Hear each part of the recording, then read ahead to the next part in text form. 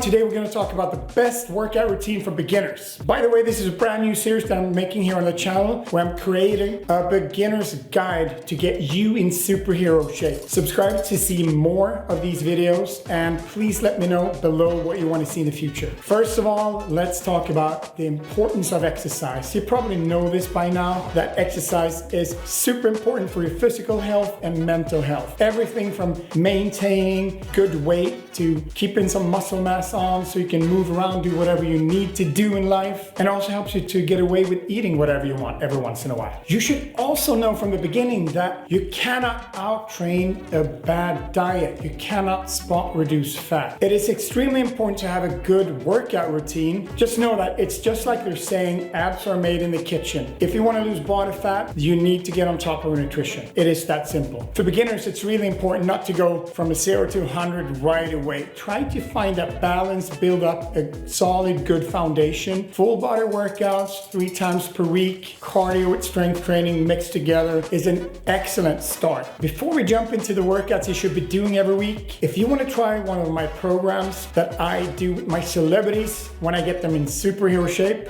check this out.